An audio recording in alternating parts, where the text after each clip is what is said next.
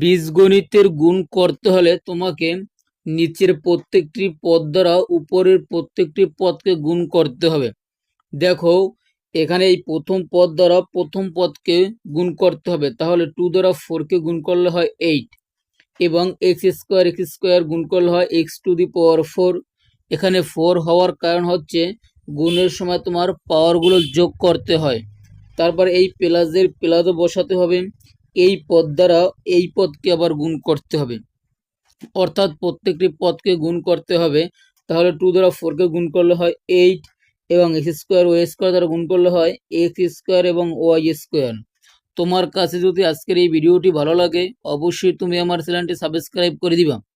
এখন তোমাকে আবার এই পদ দ্বারা উপরে প্রত্যেকটি পদকে গুণ করতে হবে।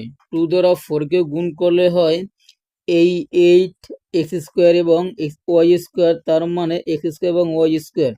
এই পদ দ্বারা আবার এই পদকে গুণ করতে হবে, এই প্লাস বসাতে হবে তোমাকে প্লাস। 2 দ্বারা 4কে গুণ করলে হয় তোমার 8 এবং ওয়াই স্কোয়ার গুণ করলে হয় ওয়াই টু দি পাওয়ার 4।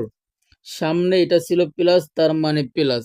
এখন তোমার কাজ হচ্ছে শুধু এই পদগুলো যোগ করে দেওয়া। তাহলে 8 x to the power 4 plus এই 8 এক্স স্কোয়ার ওয়াই স্কোয়ার মানে 16 এক্স স্কোয়ার এবং ওয়াই স্কোয়ার, তারপর এই plus 8 y to the power 4।